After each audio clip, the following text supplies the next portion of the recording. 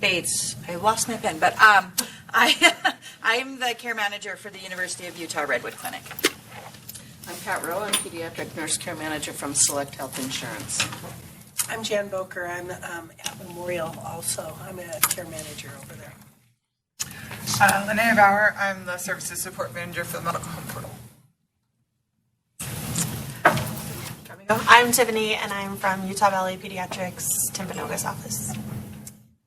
I'm Brooke Christensen. I am care coordinator for Utah Valley Pediatrics, the Saratoga Springs office. Sharon Norda. I'm the nurse care coordinator with Rainbow Kids, which is a palliative care team at Primary Children's. And I'm Tay Haynes with the resources for the medical home portal. Again, if you possibly can. The connections, and I think it's recording, which is great, but now my screen isn't showing up on it. We're still having some technical issues. Okay. Well, I can see my screen, so I'll go ahead and read from it, and we'll get started. So just a few housekeeping things, because we do have a few new people with us today. So first of all, I think, I can't tell you for sure, but I think this is the room that we'll be using going forward. So I'm glad you all found it. Last month we didn't meet at this site, and the month before we were in this room, and then the month before we were in a different room. So we're a lot of kind of things out of sequence. So hopefully this will be the regular place that we meet most months going forward. Just want to make sure everybody knows that the bathrooms are kind of in the middle of the building. So if you came in on the east side, they're sort of right there. So you can just go down this hallway and find some bathrooms there in kind of there is a blue zone network that has guest Wi-Fi, and you can get on that if you need to. We also have Tony Estrada joining us. So Tony, could you please introduce yourself?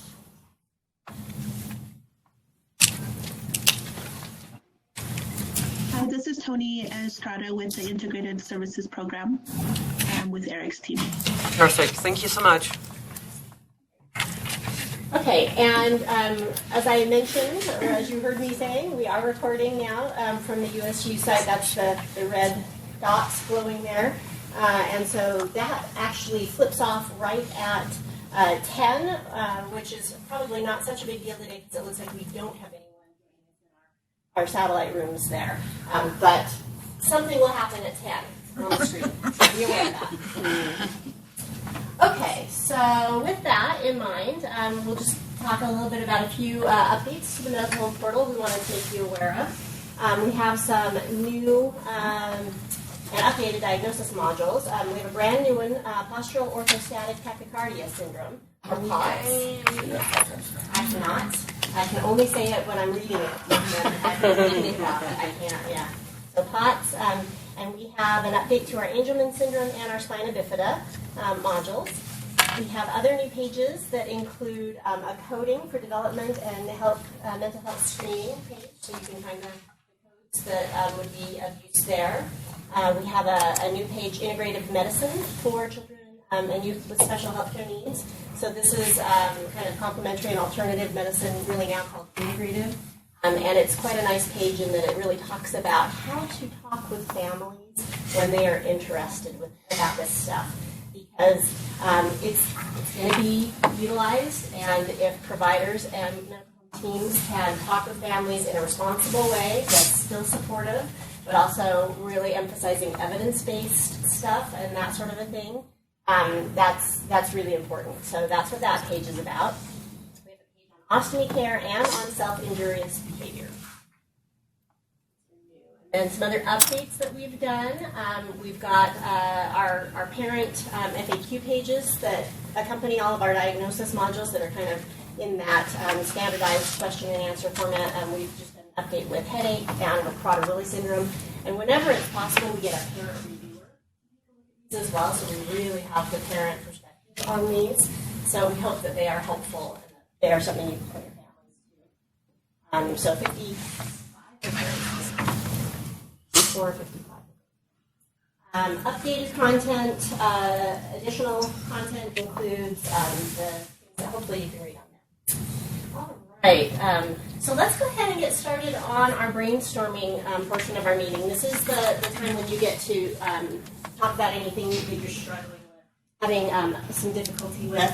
On the flip side of that, if there are any cases that you've shared with us before that you'd like to report back on, we'd love to hear about what's going on with those. We also love to hear about wins, whether they're with QI or motivational interviewing, new resources that we can be made aware of and add to the medical portals directory, anything at all like that. So I know that we might have one that Ileana would like to talk about, so that'd be great. So we have a couple cases, but I selected this one because it's the most difficult one. So we have a young man that's 26 years old with a complex medical history, and I asked the physician if he could kind of outline some of the things. So we've been trying to move him to an adult medicine physician, but nobody will take him. The mom has struggled with going and asking and seeing if they would take him, and they won't.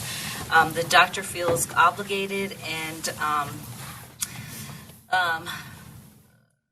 concerned about the young man's care. So he kind of put down he has Down syndrome, extremely low functioning, autism, mutism, self-harming behaviors, status post, self-inflicted, rupture of his bladder, chronic urinary retention, status post surgical procedures that allows for bladder catheterization multiple times per day. He's had an appendectomy.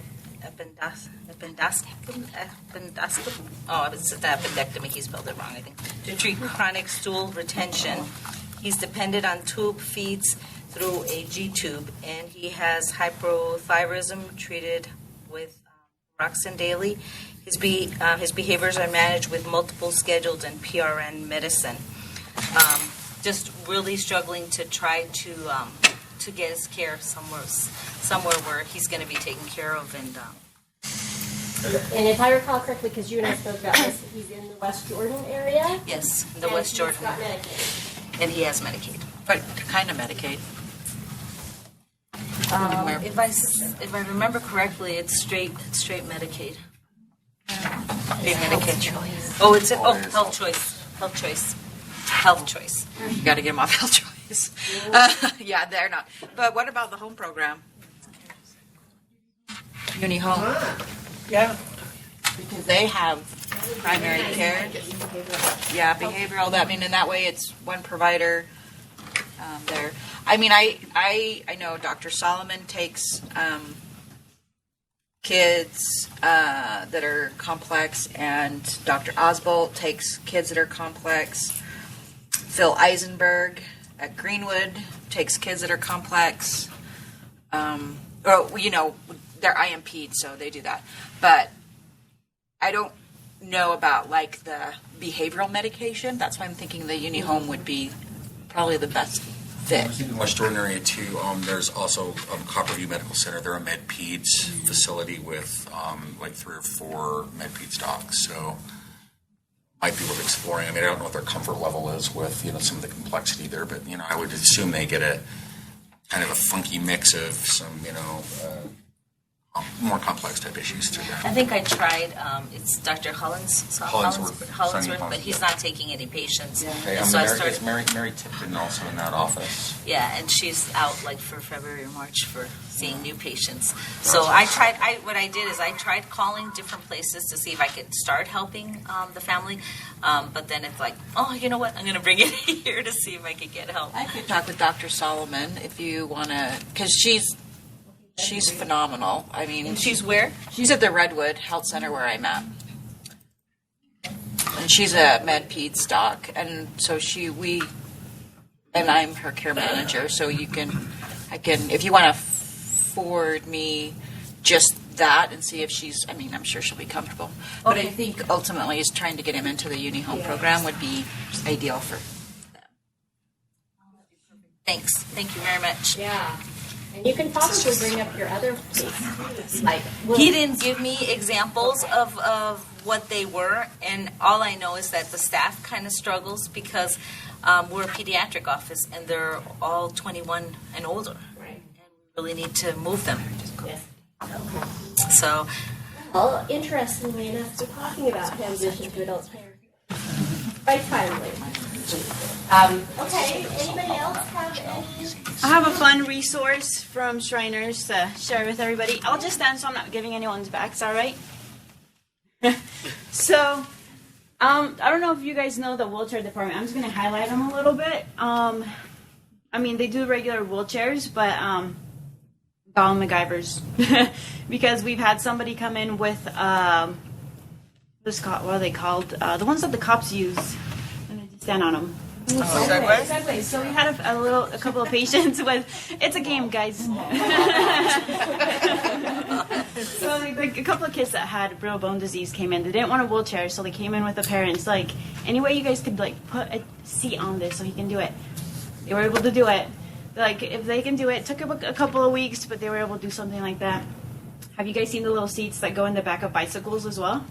Little person was so small they would slide out of a wheelchair, and so they actually mounted one of those on our Go chairs. It's a power chair that comes apart in 3 pieces, so it's easy for the family to pick up and put in. The heaviest part is 45 pounds, so it's really nice for families. But that's for anybody that needs to come in and have an appointment. This is the one that I am highlighting, though, a beach chair. And the reason I'm doing it right now is because there's families that go to California or anywhere on vacation. These are Conveyed strollers. They just come normal, but what they were able to do is they built like a little weight. It looks like the beach, the chairs. It's easy because the family is able to break them both apart, put them together, stick them in the back of their car, and take off wherever they're going, instead of having to put this massive thing. The beach chairs are really big. So this makes it so that they can take them off, ride it just normal, and then when they get to the beach, pop it on there, just a couple of little pins, and voila, they can take it anywhere. That's obviously, they have to be a patient already of Shriners, but it's a library loaner, that's what they call it, a loaner library. So they can call and say, hey, I'm going on vacation in 2 months, can I borrow it? They can borrow it up to 2 weeks. So they can get the library, they can get there. Also, something else that is on the library that's been around for like 3 years is the Freak wheel. That's if they're going hiking. It lifts the top part of the seat of the chair, and so they're able to maneuver everywhere when they're going on the mountains. And also something they can also borrow. It's as easy as just calling that number and just say, hey, can you get me on the list? I want to borrow the free wheel or the beach chair. So something to keep in mind. I'll hand these out, and if you guys have any more questions, you can come to me. Thanks. Oh, that's great. Thank you, Laura. Yeah. Mindy, your POTS edition is very timely as well for me. At Select Health, I am writing up a proposal. What happens is these families come in, and even those adults, and they call me and they say, well, I want to go see a specialist at Mayo Clinic. And I say, okay, great, and we start working, and they haven't seen a physician. It's been years since they were diagnosed, or with the children, there's no place that the parents are comfortable with as far as specialty care. So I'm hoping to learn a little bit more from the website. So anyway, my proposal that I am submitting, I'm hoping by the first week in January, is I'm going to be asking Select Health to cover 2 specialty visits per year to a clinic somewhere. But the member then has to have a PCP. And I find out that, some of these folks, they don't have PCPs. They have to establish a PCP, so that's kind of a good benefit for everybody. That's a win-win. And then they can work in collaboration with the specialty clinic. And what happens often is I'll put these the requests in, and the medical reviewers will deny it, and they'll say, because there's providers here in the valley. But they can't tell me who the providers are that can take care of them. And they really don't know. And so it's just, no, because anybody can do POTS. It's like anybody can do MALS, anybody can do EDS. They can't. These children and their adult counterparts with these same disease processes are really struggling with that. So thank you for your work on that. But just so you know, again, I know I'm the only dark horse here from an insurance company, but I am putting. Thank you. I'm writing the proposal. So if you have any input at all or anything, please feel free to email me. Interesting. Okay. Makes me feel like we need to see some of the stuff that you've done successfully with, or even not, with Select Health, and see if that might be beneficial to other insurers. I don't know, right? I don't know how to share it with them, and I don't know if that's an ethical issue or whatever, but I know I can freely talk about it. So I guess what I'm saying is, as you run into these problems, ask other insurance companies what they're willing to do. Because if I can get it just right, I've been able to get several members to both the Harvard campus and the Arizona campus. There's and the specialty clinics there for specifically for POTS, and it's team based, and so they see the nutritionist and the neurologist and the GIs and the whatevers, and they do it all in a day. Mm-hmm. Is this different than like a benefit exception, or is this like a benefits exception? It is like a benefit exception. Okay. So, and that's the thing is, sometimes the parents will call and say, "Well, I was told my insurance won't pay for it," and I got to get people to quit saying that. Yes. You just have to say you have to check with your insurance, because I have to jump through a lot of hoops and I go through the appeals. Covered benefit. And exactly, but I'm telling you, I am becoming more and more the queen of appeals, because I can see the need, and I can see where, with insurance, so many policies are written without the children in mind. Yeah. They're not pediatric oriented, and so the reviewers are bound by policy. They just read the bottom line and say denied. And a really good example of that, and so this is a success I had. I have a 4-year-old who was born at 23 weeks, who's now 4 years old. He's done great, but he needs CPAP. So his renewal came up, and it was denied because he didn't have enough minutes on it, and so they denied it as non-compliant. So I'm reviewing this. I'm going, what the heck? He's 4 years old, and he's autistic. He's not going to keep it on his face. So they had enrolled him in the sleep clinic, this behavioral sleep clinic up at Primary. So they were working with him and trying to get him there, because we know his behavior and his overall health is better. So I called the physician that denied it, and I said, did you look to see that he is 4 years old and he has this and this and this going on? And he said, oh, nope, I didn't. My bad. Approved. So it can happen. That's what I'm saying. So, and you guys inspire me so much, because I mean, yes, I'm a nurse, but man, you know what? The insurance companies can do more than they let on, and more than people think, because we're always the bad guy. So those are the kind of successes that I can do and I can help you with. And I suspect that if there are other insurance companies that the families are willing to call, they could get it. And I do a lot of appeals through Healthy You. Like Jade Porter is. Oh, she's fabulous. She is fabulous. Gosh. So we had, and that. When I started the cardiology clinic down at Utah Valley, the peds, we had a kiddo that needed a special valve, but Primary Children's, they had one surgeon who did it one time, and we're like, nope. And they won't do them anymore. Yeah, and so we had to send them actually to Florida? But it took us 6 months to work with Select Health, but they finally were like, okay. Mm-hmm. Obviously, this surgeon has done it one time. This other surgeon's like proficient in it. So I always try and make sure that I don't take no for an answer. Well, I've been called into the principal's office several times, as you can imagine. I know, me too. I know. They're like, you can't ask for that. I'm like, I can. Yes, I did. I can. Yes, I can. Nowhere does it say I can't. Yeah, that's right. And that, yeah, I know. Jade Porter is phenomenal, and I'm lucky to have her on the Healthy You side, because I can always be like, Jade, we need to talk, and she's like, okay, and then she's like, well, and I'm like, nope, we can do this. Let's find a way to do this. So yeah, and that's hard, because I feel like Health Choice is very. I don't know if you guys also know this, so if the child has Health Choice Medicaid and they're going in for any rehab services, so like speech, occupational therapies, physical therapy, they need a prior auth. Health Choice requires a prior auth to get those services covered, and they won't rush it. So it'll take a minimum of 14 days. So, yeah, if any, I try and, I mean, I give them like, hey, we accept Melina, Healthy You, Health Choice, but, you know, these are the ones that are workable. But that came out August of 2019, that Health Choice is now requiring all prior auths for any rehab services for kids and adults. So, yeah.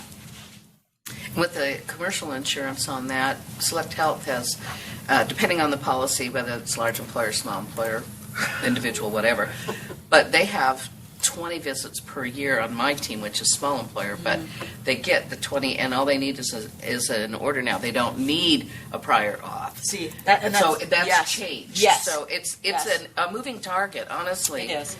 And Health Choice went the other way. They went from, they just needed an order to now saying you need a prior auth from, like, not only your PCP, but probably a specialist. It's like, but if you're not going to cover a speech evaluation, how can we get a specialist to see this child? Is that something that can reverse direction, with your insurers? How do you tell that the wind is blowing so that they're becoming less restrictive? I mean, what causes an insurer to the best of your knowledge? Is it the economy? I think the economy, I think the predictive models that they're trying to use to help them, pull out their crystal ball and say, oh, we're doing really well right now, but where will we be in 3 years? And I think that's prevalent in healthcare in general. I think the market has a huge impact on that. I don't quite understand all of it, but honestly, for me, this is terrible. I just show up at work and say, okay, what's new today? Because it changes minute to minute to minute. And sometimes I'm not always aware of the changes because it's so complex with every different kind of policy there is. And so I just have to start digging. But that's my job. It's what I do. And I call around to find out and get the answers. And so I'm just trying to help people understand, don't tell these families, oh, your insurance won't cover it, because you don't know that they won't cover it. Right. And it may not have been covered in the past, and it may not be covered. But don't tell them that, because it's not an accurate statement. Right. Yeah. And it's like also, it's weird because like Melina and Healthy You will not cover circumcisions in between if they're after 3 days. The Select Health will cover them up until they're like, I think a 1 year old, up until they're one. And even beyond. Yeah, depending on, right? Right. And so I was trying to work with Healthy You, my cohorts over there, to be like, why are we, and it's, a lot of it's because it's not, it doesn't specifically say in the AAP that this is beneficial, this will cost. So it's just kind of a guideline that this may, reduce UTIs. And so they're just like, nope, if they're in the hospital and if they're less than like 72 hours old, we'll do them.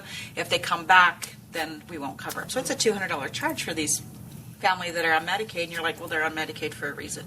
They can't afford food or a circumcision. And then I've got a lot of kids that are like 4 and 5. We're sending them to urology because they've had UTIs, and then the trauma of a circumcision at that age, it's like, and the cost, yeah. So I am trying to work with Healthy You to try and figure out a happy medium, but it's hard. We love hearing these advocacy stories. They're fantastic. And just updated this page on the partnering with healthcare providers slides that I just highlighted this paragraph toward the bottom. This is this is directed to parents, campus speaking up on behalf of the child. I think this is relevant for any of us. So whatever our role, you've received a letter from your health insurance that last part, maybe I'll alter that now. Take a deep breath and call the insurance company. Explain to them, I have a bill and a denial in front of me. Can you help me figure out exactly what the problem is? Appealing to the other person on the other end of the phone rather than getting angry. Better choice of getting to the root of the problem. got to start out with, let's look together. Whatever your role is, don't assume that the person on the other end of the line, the insurance rep, is a bad person. They are. So I think that's the message, right? We should all try and, I just want to thank you for doing what you do because I've had PEHP for years, and my 24-year-old has type 1 diabetes, and we went the rounds with PEHP on anything and everything. It was just a battle royale. I feel like a part-time employee for PEHP just to get benefits for my own kid. So I just appreciate that you go to bat for those kids. So thank you so much. As a parent, it means a lot to me. She's phenomenal. Do you think if a parent is on the phone and they're talking to not a care manager, do you think asking to transfer to a care manager is a good idea? Or, Absolutely. Yeah. Absolutely. Because I think you might even add that because, just getting, maybe they're already assigned a care manager, but they don't know who it is, or... Well, and actually... I just think go to the source. Your point is really critical in that the member services people, like our advocates, they are non-clinical. Right. In fact, most of them haven't even taken like a medical language terminology. They don't know. They only know where to go to look to find an answer based on the question. They don't know how to ask additional questions. So thank you for bringing that up, that they should absolutely, regardless of the insurance company, can I speak to a care manager? And believe you me, they will get where they need to be. That will be more. Makes a huge difference. Very good. Yeah. Super. Okay, well, let's go ahead. So, anybody else before we switch gears? Anyone on GoToMeeting want to share anything? All right. Well, so I think that everybody in here knows that last month we did there was this great meeting, almost all day meeting, about transitioning to adult health care that was put on by the U of U and Intermountain as a joint project, and it was pretty exciting. Who was there? Yeah. So at the very end, not everybody probably stayed until the very end. At the very end, Dr. Giardino got up and yeah, so super empowering, really exciting. So as luck would have it, it turns out that not only are we doing this, but we have two of the people who are really the boots on the ground. So Intermountain has got resources assigned to this, which is so exciting. And if I understand correctly, you guys, Katrina and Stephanie, you're actually tasked with trying to follow up with pretty much everybody who expressed interest in that summit. Is that correct? I have your names on a paper right here. Not all your names, because some of you are new to this meeting that weren't there, but I've got your names now, like Laura. And I will just ask, at least of this group and the folks on the phone, are you comfortable with Katrina and Stephanie having your contact information? Great. Please let us know on the phone if you're not. So that's terrific. So we had already decided that this meeting would be an opportunity to discuss and talk a little bit more at an individual level about the transition to adult care, things that were talked about and presented at that meeting, and your feelings and thoughts and input on that. And then I had the opportunity to meet with these guys last week, just so timely, and this morning, and so I said, please come. So I'm actually going to ask you guys to be right up here, because it feels like this is an opportunity for, instead of you necessarily having to meet individually with each one of these folks, that you could ask some questions and just capture that here today in a way that would be beneficial for everybody. So I do have the slides, and I do have the notes. I'm not sure how helpful those are, but let me put those up. It's kind of big, and I also have this big Post-it, and I can take some notes on it. Okay, so you guys can go ahead and just put them on.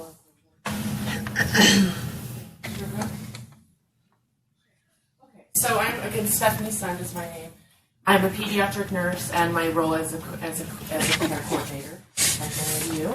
I work for Intermountain Pediatrics, and for the last 3 years, I would say, we have been doing a pilot that many of you learned about at the summit, the grad program, working with the type 1 diabetics.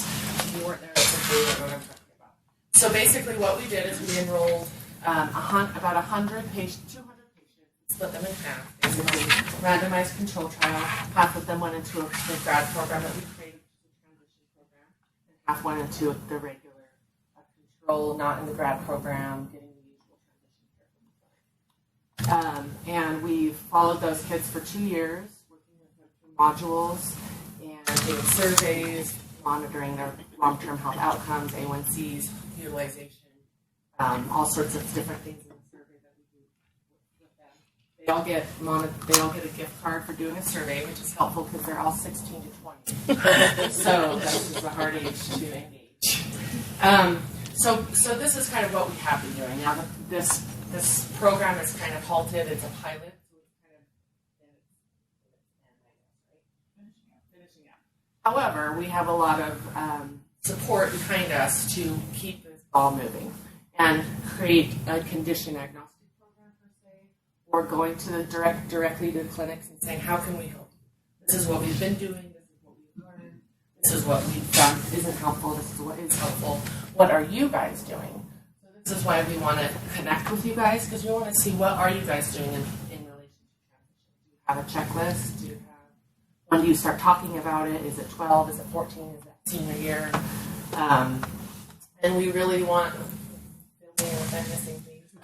We really want to help you guys. So we don't want to recreate the wheel. So if there's stuff already out there that we can help you use, and then if there's stuff that you're using that you find is really helpful, then we want to take that and help other clinics if that's possible, and just systematically, from a system-wide perspective, really from the top down, really help.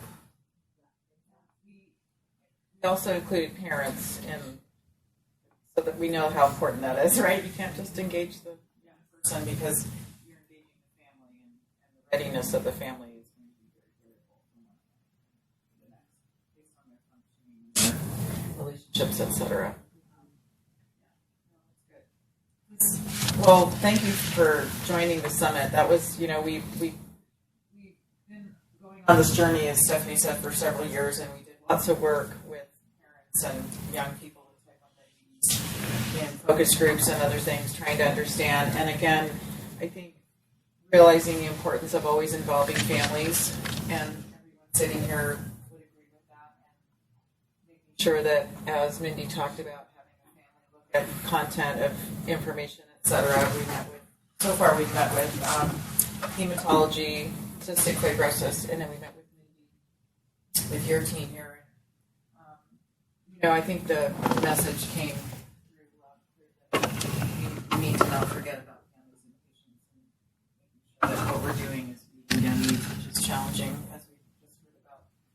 Insurance is a nightmare. I was a former care manager for Select Health for 14 years, so that's why I raised the flag, because it's really overwhelming, and I'm an expert in care management, and I'm just the same as everyone else, calling up, trying to get things coded right or billed right, and I don't have a child with a chronic, any kind of chronic condition. So we basically are trying to be boots on the ground, meeting with you guys. Like we said, we've met with a handful of people already, and a handful just scheduled in the new year. So if you guys are interested in meeting with us, I have numerous, like Eric, I was planning on emailing all you guys and saying, hey, would you love to meet together? We can talk about what you guys are doing. I'll have time after or whenever. We don't want to.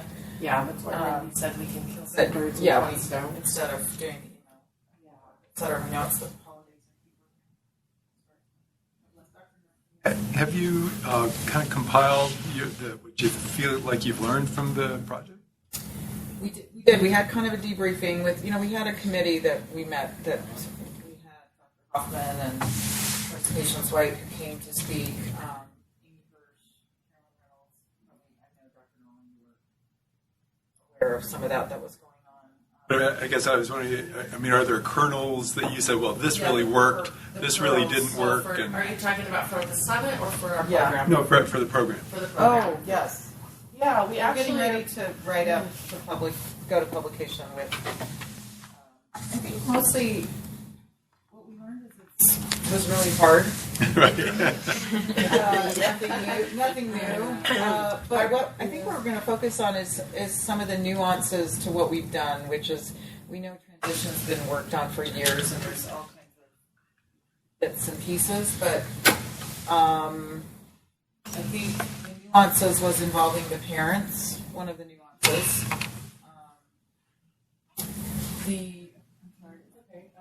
Meeting the kids where they're at. I mean, these kids are all over the board, as you know. Some of them are on technology, some of them don't phone, some of them have them taken away.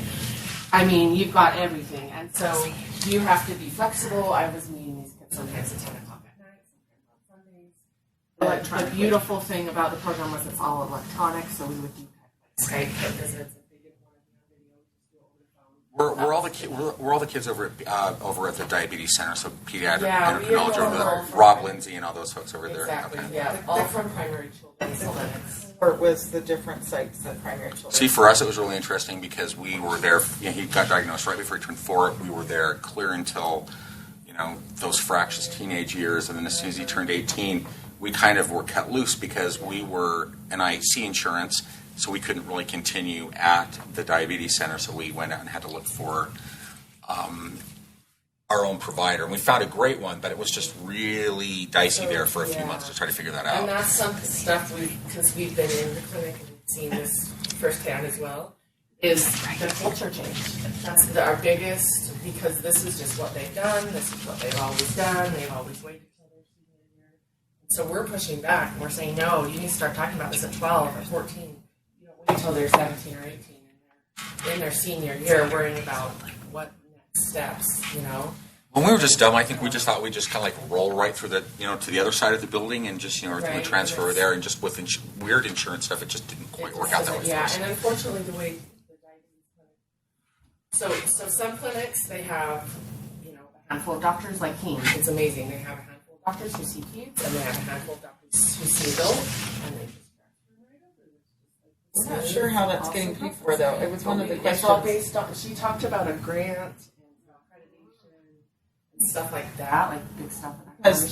Because the adult providers are University of Utah providers at the New Sugar House facility. Maybe some of you know this. Of course, my little insurance brain, Are they out of network? Yeah. Are they covering it? What's going on? But like diabetes, what they do for you is they say, here's a list of 30 doctors and by region. Good luck, call them, and then what I do is I work with them. Okay, we've got to figure out what your insurance is. We've got to accept patients, and I actually hold their hand as we cross that bridge. Now, I am only able to do that because I'm the body that they've hired to do that. Now, the big issue in clinics is who do we have to do this, right? And then how do we bill for it? So billing has become.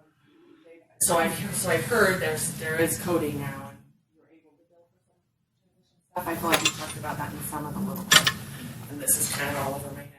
Well, I think one of the things that changed on that, though, is because the insurances can keep these children up to 26 years. So that's made the difference, in at least part of it, and so that allows for the billing and the coding. There's a parent insured. Yes, that's absolutely true. And Select Health led that even before the ACA demanded it. That was something I know that Select Health was really good about. And that could change. That's right. Tomorrow hasn't come yet. Today we're having an impeachment, so who knows? Don't mean to get cold. Sign of the times. The body of the work is not, this isn't rocket science. What we're doing to teach these kids and help them along, it's not complicated.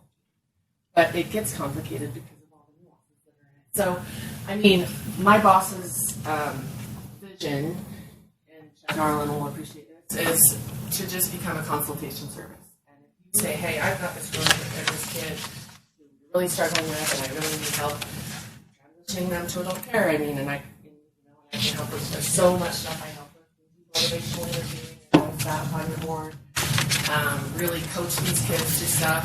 And I mean, is that something I could do? Is that something that's not a possibility? Because that's what I was hired in the system. Well, and I think too is that I think we forget. I mean, and I'm lucky because I have 2 kids that are neurotypical, and then I have my cute little Clayton who's not. And so, what it's having Clayton has made me think about my normal neurotypical children, because it's like my one just turned 17 and I just transferred her to an IM peds doc, and that was scary for her because she had seen her pediatrician but I'm like, you're going to be 18 soon, you need to start going to this. And so I think sometimes when we do talk about kids that have disabilities and things, I think we always forget about the neurotypical children that will still have anxiety. I mean, they can transition easier, yes, but when they're part of a family that has a child that has a sibling with disabilities, this can also be anxiety. Like with my son, he was like, I want to see a boy doctor, which completely broke my heart. But then because we love Goldman Luthi so much, but so I'm like, okay, so now is a good time to find an IM peds doctor that's a boy. But my goodness, it was like going to the clinic where this doctor, to Greenwood, and just saying, this is where we go. This is, and we had to go 3 and 4 times before our actual visit. And then he was still like, well, what's going to happen? What is he going to do? You know what I'm saying? So it was, yeah. And so for me, it is. And so, and I am a care manager, so it was like, oh my gosh, this is so, and a mom, yeah. But I even got that even on my neurotypical, my youngest one's 12. I just transitioned her to the same IM peds doc that my oldest is going to, and even she was like, well, what's going to happen? What are we going to do? It's going to be the same. Like it's, but they still don't. It's like a. Yeah, we have a whole module on what are the differences, things you can see the differences Nice. that you would see between adults. Yeah. How you can gradually That's good. to it. Yeah. How you're leaving this long-term pediatrician so long. Yeah. And they loved. Want you to leave. And the parents see that video as well as the child? Yeah. Oh, the module. The module. Do the parents. What are we doing? So it depends on the child's function level. So we cut our kids off at high functioning autism. Have some autistic kids, but our enrollment, into the program. But the lower functioning kids, we just, because it's a study, we don't have Spanish speaking. There's, we have some barriers because it's a study. But for our just autistic kids, I just included the parents in all the modules, and they just help me, communicate with the kid or figure out. I would explain something, and he'd be like, I have no idea what you said. Mom would help explain, So that, and then I had kids who, the only one we did with the parent was insurance and adult healthcare. It's like our checklist, like self-care management skills. We always have the parents involved in those 2 modules. Those parents have been doing right, and then we teach them that gradual process there. All of a sudden, kids all of a sudden. So we really encourage, like, my biggest mantra in that module was, Mom, you are the all-knowing, and so, or Dad, or both of you. But we really need you to stop if you're about to refill prescriptions. Like, oh, wait, I need to stop. Johnny needs to know how to do this. So I'm going to take time out of my busy day, and I'm going to stop, and I'm going to go grab Johnny from downstairs. And Johnny, you're not going to be like, oh, Mom, I don't want to do this right now. Like, this is the time we're doing it because we only do this every so often. So now we have to do it, and then we're next time, maybe you won't, maybe we'll just do it together next time. What does that look, every family. But yeah, just meeting the family where they are and doing whatever helps. And then not holding their hand too much. Not parents who holding for every little thing. And like I'm preaching to the choir probably, but you have to motivate them to do it for themselves. It seems like diabetes is a little bit unique in the sense of kind of how critical daily. Yes. And then you've got these kids kind of sort of growing up, but not really, and oftentimes rebelling, deciding I'm not going to do what anybody tells me to do, kind of stuff. Did you get any sense of how unique is diabetes compared to other conditions? I mean, you were just working with diabetes, but you had kids with other conditions, right? So. I would say, compared to some, yes, the intensity of it. I think it's one of the hardest because of the life and And I think there's so much history of the relationship and dynamic between the parent and the child. Typically with diabetes, it depends on when they were diagnosed, but there's just this tug and pull, and then it's don't tell me what to do, and then eventually, yes, kids go to junior high and they go to high school, and the parent doesn't go. Maybe in grade school we know how they had the control because they went to the classroom and they met with the teacher. It's a real dynamic. It's very hard. And there's a lot of animosity toward endocrinology sometimes. Going to that visit and having the A1C be horrible and getting yelled at. And we've heard you're getting graded. You're basically the anxiety of getting that A1C is high, and even through adulthood, I think it doesn't change so much because depends on the relationship, and it's hard. So I think we picked diabetes because it was the easiest, lowest hanging fruit. We knew we had a lot of type 1s, on the one hand.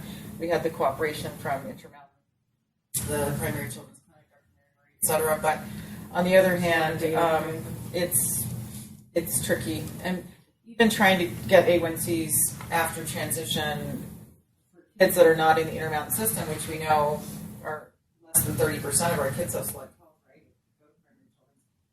right? There's been a lot of creative ways of getting, not creative, I mean HIPAA-related stuff that you have to go through to get data. I don't have access to points. I can't get great on clinics.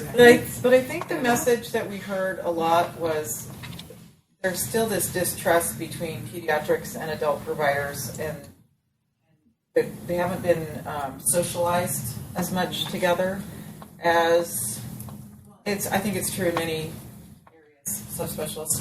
We had a meet and greet.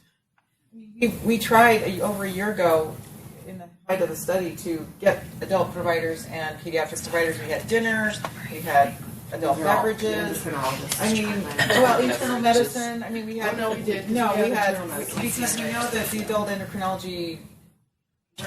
There just aren't enough of them. So who's going to help us manage these kids? It needs to be the med peds people. It needs to be other people taking and being their medical home, which I just keep going back. We had a meeting with we're trying to have weekly meetings to work on getting you all together and working on where we're going to go with this.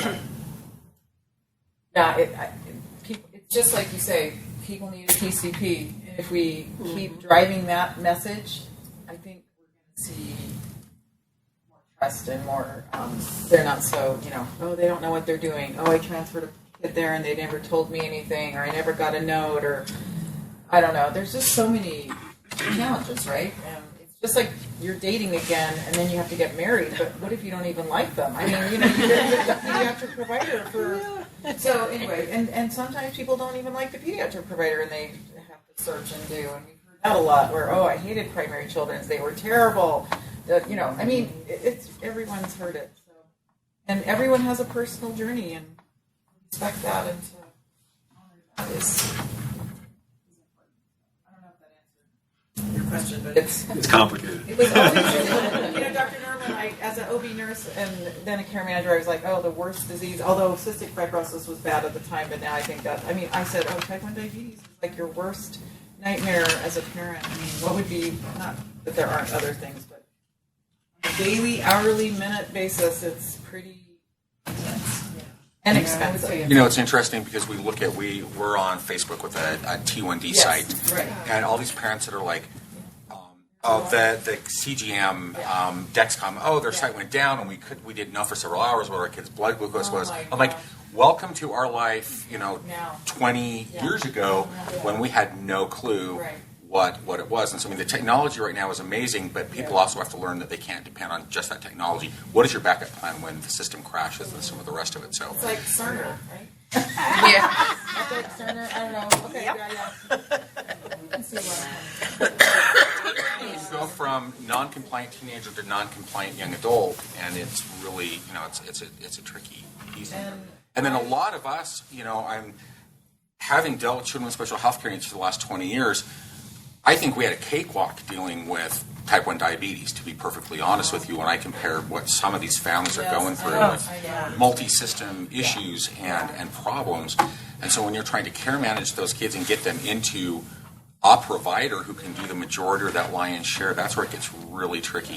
I think if you can find an amazing primary care physician, some of the specialty stuff follows suit, but finding that person that is really comfortable working with that quirky person who has kind of higher functioning autism, that's and has their own decision making. That's a little tricky. You just mentioned the technology, and that's another barrier to getting the adult side. Is does the kid know more? Who knows anything about the technology? As the provider, because it's changing every single day. Phones and it's great, but it's not for the faint at heart. And younger providers seemingly are more savvy, or they're maybe natives to the technology versus immigrants, etc. And all that stuff. I'm not sure if we accomplished what. Well, I want us to accomplish what you need as well. Well, I think we might.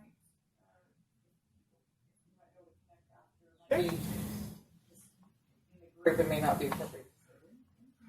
Would you like, for example, like Utah Valley Peds, we'd love to come down to you guys. And there's a handful of you. Wasatch Peds, there's a handful of you. It sounds like there's a couple. It's Jordan. Okay. There's so many clinics. I was at primary children's. So much. I'm used to my little bubble.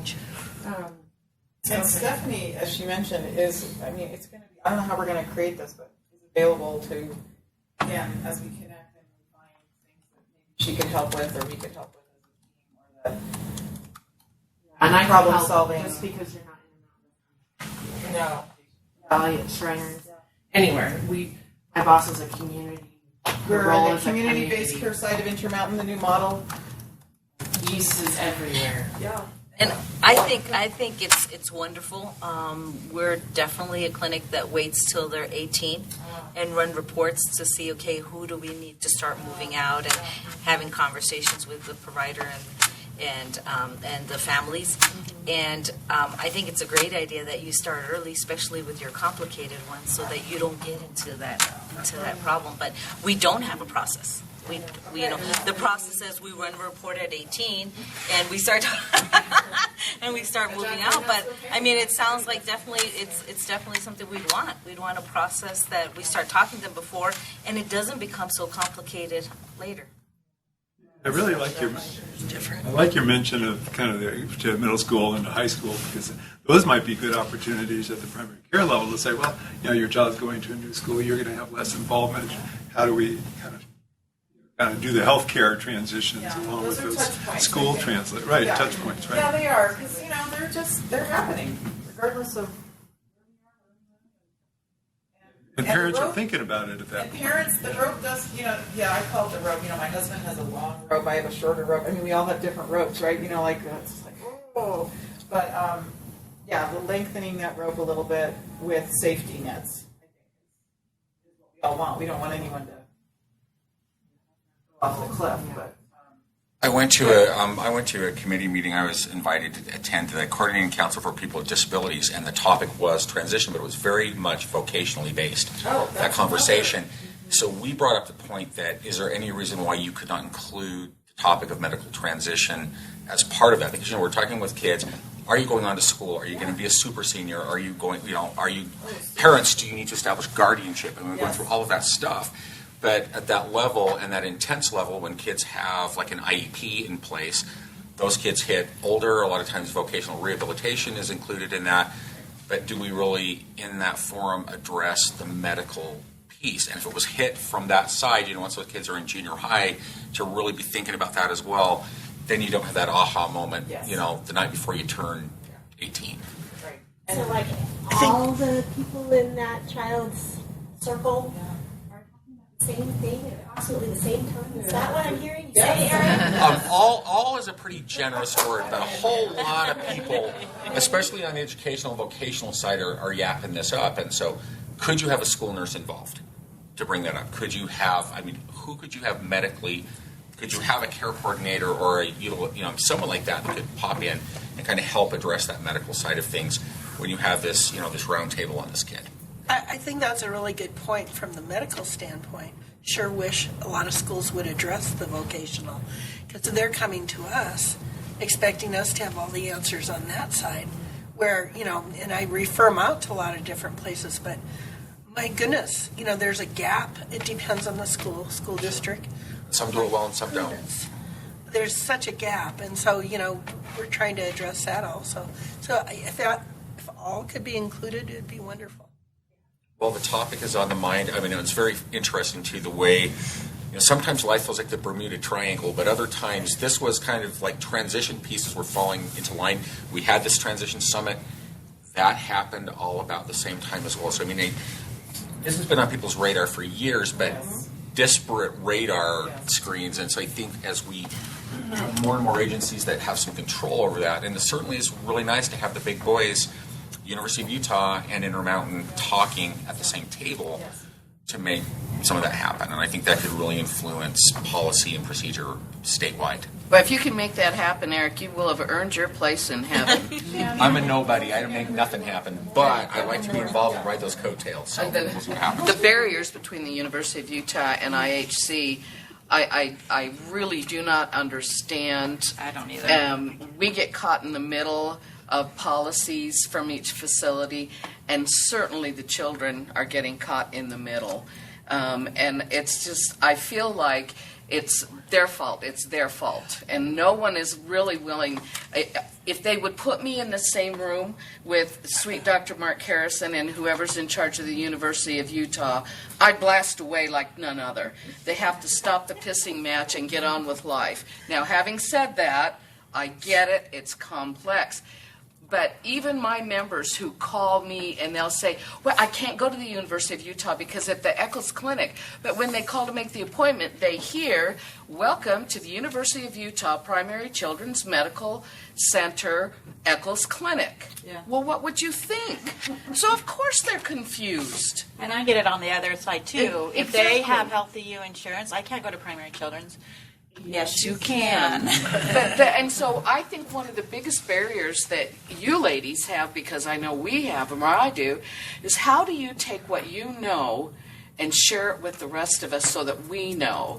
And I realized, I read the sign coming in and it said, consent is doing the same thing at the same time for everybody. I can't remember. I should have written it down. But it's a great thought, because what I know and what Jan knows are very different based on what we do. But if we're not collaborating, we're missing out on being able to help someone. So the communication is huge. And no matter how good of a team we have, if we don't get that communication out there, our teams will fail. So I know it's so nebulous, but I think the whole transition thing could be a great thing to do. We just have to have people that are willing to commit to the time, the money, the effort, and get through the pissing matches. Sorry if that offended anyone. No. True. Going to have, but just have to work on them. But I do think that making this connection here, the timing of the meeting, like, I'm a cup is half full person. And we'll probably ever see this room as a work, but I think Dr. Nordland said that I've been working on this my whole career. I'm retiring, and anyway, and Dr. White, anyone that heard Dr. White speak, Patience White, I took her to the airport and she said, I just want y'all to do this so that I can retire. So I thought, she's waiting. Well, she's. I think as we. So just to let you know, some of the next steps I think are we're forming a council or whatever you want to. And Dr. White will ask her to be a consultant moving forward. The interesting thing is, I think some systems are using her GOT transition documents, like hematology is, cystic fibrosis is doing something a little different based on their association as a CF center, all these kinds of things. I think we're kind of hoping that maybe you all can be the home how we communicate. I mean, we need to do some more exploring to see if that's possible. I mean, it would be nice to have, because we have a grad website, for example, that we develop for our kids in our study, but it is diagnostic agnostic. I mean, that is another potential, but it is Intermountain, and you know, you can throw that firewall. It's not on the internet. Anyway, so housing the transition the portal. Well, I mean, I don't know, or whatever we decide based on, if we come up with a policy, which I think one of the things that we wanted to leave, or we weren't quite sure we could accomplish that because there was so much the day of the transition summit. Probably not enough time, and that will be an annual meeting where we'll, so just to let you know that as well. Dr. Giardino is behind this, and I think he said it needs to be part of our daily life, not just something we do once a year. Families and kids and help prepare them. And I agree with Heidi. Well, Carolyn and Carolyn and the bosses are meeting. Yeah, others they'll have a kind of probably. We'll probably have a little more information for you then, and we would love to be able to come back and update. And I don't think we quite know how all the pieces are going to fit together.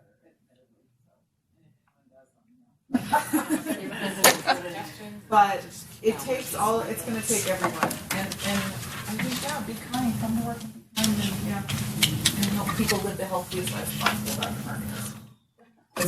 Bless it. Yeah, hope he's doing okay with his. I knew him as a resident in the ICU. Yeah. So Does anyone have anything else or any? I mean, did you all find the summit a good use of your time, or what did you learn, or what were the pearls that you picked up? I guess. What do you want to see like next year?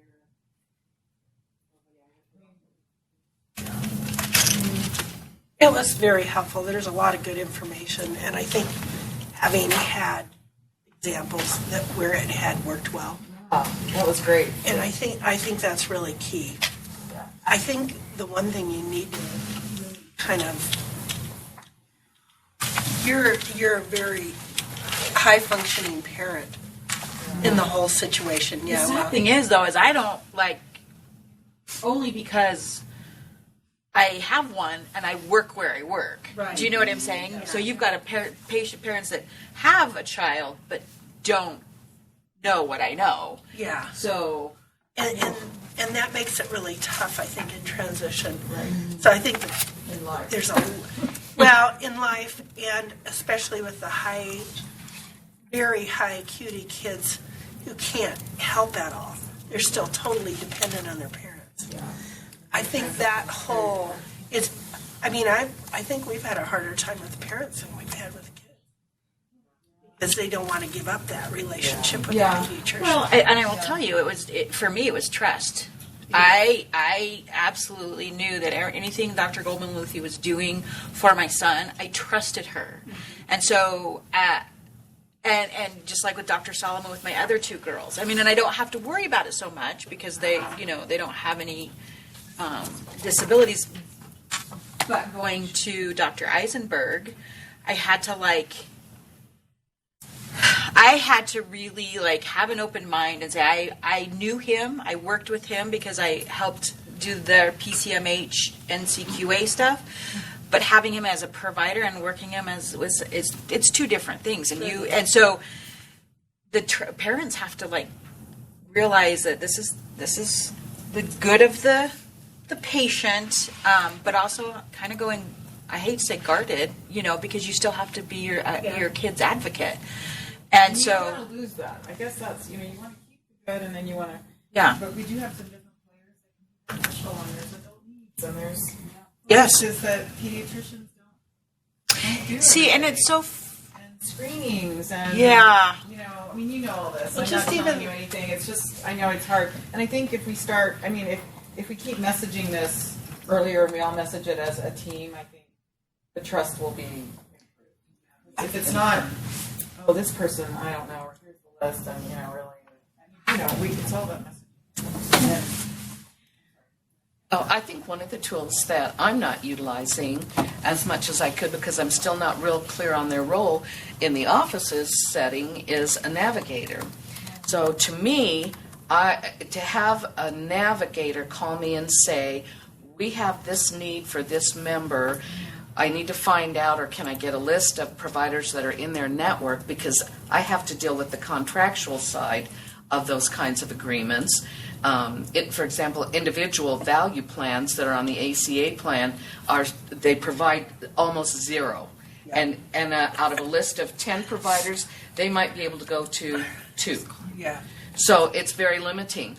So when I can work more closely with an office setting and have a navigator, and I work together to help these kids when they're looking for adult care providers that are in their network, I think that helps a lot. And I've done that with a couple of them. I use the word navigator because I think for the most part they're non-licensed, and so they can do that and still be a really integral part of the child's care, and it'll free up the nurses to be able to do more of what they do in a clinic setting. But to me, that is a tool that we don't use that I'd like to see perpetuated. What setting has the navigator come from? Or is this another, tell me where the navigator's been employed? Has it been through cancer care, or? Well, I see them in the cancer cares, but I see them in the clinics. Don't you guys have navigators in your clinics? Okay. Yeah, and Redwood doesn't. It's me. I don't know that much about. I know the term, and I know it's been used in the insurance industry. Mm-hmm. It's kind of been adopted by whomever decides to adopt it, but and as we were talking about roles for the grad study, it was like, is it a coach? Is it a navigator? Because there were 2 specific roles. Yeah, I was going to say, actually, we had another girl who was working with us who was not licensed. And she actually did most of the modules with these kids. And that actually really showed, like, her kids. She was younger. I took the higher risk kids because of more issues, really bad control and stuff. But her kids actually did just as well, sometimes even better. And maybe because they're high risk, but that just goes to show that they don't need an RN to do what I did. Well, I think the whole navigator concept is relatively new for me. I don't know about that, but I know that at Select Health starting January, we're changing our model a little bit. We're creating what they've called teamlets, and each team is going to have like a behavioral health, a registered nurse care managers, an intake who is non-clinical. And every morning we get together and we talk about what's going to go through the day, and I can say to the intake who's non-licensed, okay, I have these calls on my list of things to do today. Can you call them, and I will teach them how to make the call and what we're looking for, that kind of thing.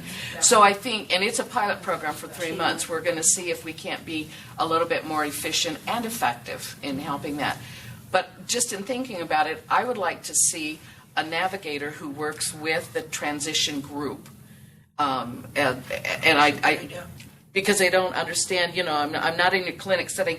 Don't want to tell you what to do, but from my perspective, in that experience, it has been incredibly helpful. I know at Redwood we have 2. Well, I'm now adult too, which is a little. It's good, but scary. Not gonna lie, because normal adults scare me. But yeah, they are. Oh gosh, just like the adults are afraid of children. So there's 3 of us, 3 care managers, and then we have an assistant. And I guess you could call her a navigator, because that's what she does. Like, we huddle with our social workers, and every morning. And we say, okay, this person's on our list. I'm like, Carolina, can you call their insurance and get blah, blah, blah, blah, blah. Yeah. And so we do, I think they're just called. Yeah, different. And so I know all like the community clinics, like Greenwood, Redwood, all of them have they will have an assistant, a care manager assistant. They are non-licensed. And all they do is resources, talking to and they leave all the education and the teaching and all the higher acuity stuff to the RNs. And that I will tell you, my schedule went from 10 patients a day to 3 once we implemented Carolina into that. So, yeah. And maybe coming up with this model, I think, there are a couple of different versions of the different models, because not every clinic Right. Absolutely. Well, it's funding and all of that. I think that's another great idea. Intermountain Medical Group, they're working on trying to get to that point because they're all over the place. This many has this many doctors, and they have this many care managers. And I mean, there's no consistency, so that's one of the things also we're working on. As we try to implement new things, as we're all trying to do this good work, it's like, well, this person has this group, and they have all this support, and yes, we don't have that support. We still do it from clinic to clinic. We're like, why do you got 4 care managers over there? We only got 3. Yeah. Oh yeah. It's like we're all. Yeah. We're all. I know, and it's. Right. I guess you were asking about for the next meeting. I think one of the things that might be real helpful would be to really focus on primary care as opposed to the subspecialty care, which the last one was about. But also that relationship between the two, so that you can kind of work on that, on how they can work together, and then looking at all the independent practices out there that are each one trying to figure this out and do it as well as they can. And I think going back to a consulting service, I think just kind of bringing everyone and say, hey, we'll do this together. Maybe one place to kind of bring these cases, or you need help, you need advice, et cetera, and do it in a consistent manner, using principles that are, consistent. It was a little bit organic how the group got together the day of the summit, and there were more adult providers that had RSVP that, because of different situations, we don't say, but so it was definitely more specialty heavy, or it looked like that the day of, and also a little bit more pediatric heavy. Wasn't our intention. And it's just taking those baby steps of forming these relationships, and saying, hey, let's come together and do this work, and socializing people.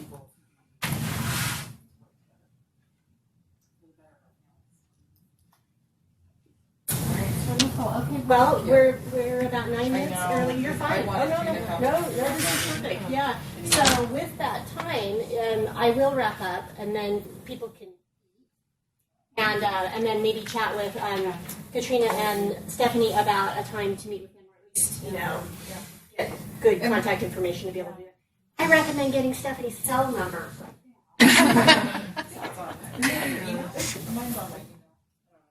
Thank you, you guys. We're so excited. Thank you. Mindy, and I'm thinking too that just as we work with youth in transition with this group, let's, if we have any sort of successes or something that really went great, I mean, sometimes these things shall never be duplicated again, but if you kind of had something that worked well, I think this would be a really nice place to share that, because I think oftentimes we're great imitators. I'm a better imitator than innovator sometimes, and so when I hear, that everything fell in line and this is how you did it, I think that's really helpful for us all to know. I think so too. I think we'll just add another bullet point to our brainstorming time. Transition to adult care. You guys are welcome back anytime. We often have someone who will just pop up and stand in the front for 5 or 10 minutes versus the entire time like today, and share something. So you're always welcome. You're welcome to just come and listen anytime. Absolutely fantastic. Thank you so much, you guys. So again, we'll go ahead and kind of wrap this up, let you chat, eat, talk with Katrina and Stephanie. In the very back corner, there are some little plants that are a little gift for you guys. So grab one of those on your way. They're in a little cup that hopefully will fit in the car so they won't knock over. Anyway, happy holidays, everyone. We'll see you again on January 15th. Thank you. Do you have to utilize those? Half asleep. No, you're. Pretty simple, as long as they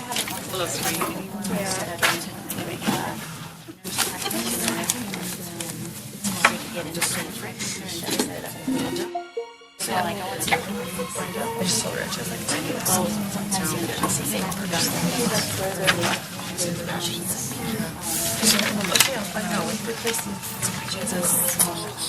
Oh, yeah. The University of Pediatrics. So, from a conference. I couldn't see their name, but now I see it. And you always solve it. Finally, one day next week, it's like we can just get right in and get you guys probably need some education. I mean, the staff has to probably have to decide. Meetings? We probably should get together with you quickly before, get a dynamic, get a feel for the dynamic of Personally, for me, I would do the sugar one because Really? I have not been able to access the HIE and I honestly gave up because the only other system I am into is I sent her an Epic. I just wish there was a way that I sent her could like. You look so familiar. Yeah. So you have a message in this patient. Yes. You have to chart in like just a little bit of communication. Again. See? I love TV. I was explaining to her what I was trying to do with the population that I was seeing. And she said, oh, well, Dr. Cortez doesn't do this and she does this, but Dr. Pace does this and she doesn't. I said, whoa, where did you get that information from? Because I would love you. That is different than what I got. And we're in the same team. He's amazing. And so things were getting denied where I don't think they should have gotten denied. Been approved, but they shouldn't have gotten approved because they didn't really have diagnosis. Because we do different things.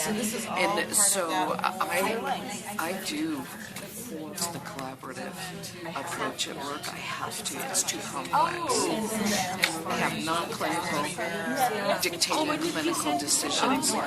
My blood pressure goes up and my boss says, take a deep breath. Okay, I mean, it's like she said at 30 grams, just take a deep breath. Because I'm very outspoken when it comes to that. So I don't understand how a non-clinical person can dictate when a sleep study gets done. I mean, that's just right. Just let me start. And it's nice. So Dr. Vernon, and I like it. So I opted to not be in an. But whenever they say that, I like say, oh, great, because I know that that I can. Yes. I don't have to. You know what I'm saying? Yeah. It's like, but helping you, and so it's he's the kiddo. It's funny because he's not allowed to. I am. So he's adult, so right. But when we were on the phone, and he was talking to me, he's like, nervous side, which I love because like all of this other stuff, and he's like, I don't know. So educate me so much about her. Because we said, voice and all. And then I called Dr. Whittemore, because she's the primary care. We got the liver team, and they're like, he's like, okay, Primary care. it's a good time at my house. They do have the social care guys, yes, I know that for sure. That's really exciting too. so And it's you have to meet certain criteria for They're like life skills clinic where they do occupational therapy. Insurance is contractual. It's all about a legal system. And so I spend a lot of time talking to every parent. I was going to talk to Mom and see if she found that he's doing care plans and families only. Yes, and I'm going back east on Saturday for a week, and so I'm just like I'm already in vacation mode. Like my brain is off. I love 2 weeks trying to scooter. We could not get on the scooter. It's a very hard week. because my mom, she works for he shattered how you identify. She needed a scooter. In your holiday. which I'm like, there's got to be something, but she called and they denied a scooter because it was I mean, you could, but it's the point. It's like, who's making some feel like she's like, because it's probably a just reading the thing and getting denied on it. And that's another I'm like, no, don't, let me feel this. these are benefits things. Downstairs. Yes. And now I'm next to reception in Tim. Yes. At the Timpanogos So it's been, Hospital. I've had a lot of kids. A lot of parents that are just like, we just work 3 jobs together. I'm like, you don't have to do. I mean, yes, there's something, but let's work with your insurance first to get some things done. I don't need much. Are you thinking with SD? No, I need